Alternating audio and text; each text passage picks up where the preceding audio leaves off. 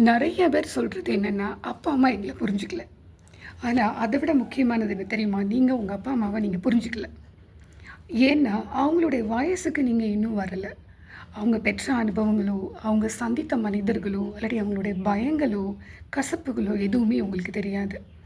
அதனால அவங்க உங்களுக்கு சொல்றது எல்லாத்தையுமே வந்துட்டு, ஏதோ உங்க கண்ட்ரோல் பண்ற மாதிரி, பூமர் அப்படிங்கிற மாதிரிலாம் யோசிக்கிறீங்க. ஆனா, அவங்களுடைய மிக முக்கியமான எய்ம் என்ன தெரியுமா?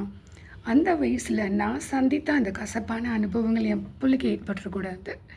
நான் இந்த ஏஜ்ல நான் தோத்து போயிட்டேன். ஆனா, என் பொண்ணோ, என் பையனோ தோத்து போயிடக்கூடாது அப்படிங்கிற ஒரு எய்ம் தான். இத கொஞ்சம் புரிஞ்சுக்கிட்டோம்னா, அத பத்தி யோசிச்சு பார்க்கணும். ஏன் இப்படி சொல்றாங்க அப்படின்ட்டு. அது மட்டும் இல்லாம உங்களுடைய இஷ்டங்கள், ஒரு கோர்ஸ் எடுக்க சொல்றாங்க, வற்புறுத்துறாங்க அப்படின்னா, உங்களுடைய இஷ்டத்த பத்தி சொல்லலாம். யார்கிட்ட சொல்லலாம்னா, முதல்ல அப்பா, அம்மா கிட்ட பேசணும். என்னால முடியும், என்னால முடியாது, எனக்கு இது வேணும், இது வேண்டாம் அப்படிங்கிறத குறிச்சு. இன்னொரு 3வது மனுஷர்கிட்ட போய் பேசிட்டு, அதுக்கப்புறமா வந்து நம்ம பேரண்ட்ஸ் கிட்ட பேசுறது அவ்வளோ ஸ்லாக்கியமானது கிடையாது. அதே மாதிரி பிடிக்குதோ பிடிக்கலையோ, இல்ல உங்களுடைய கோபங்கள் நியாயமானதா கூட இருக்கலாம்.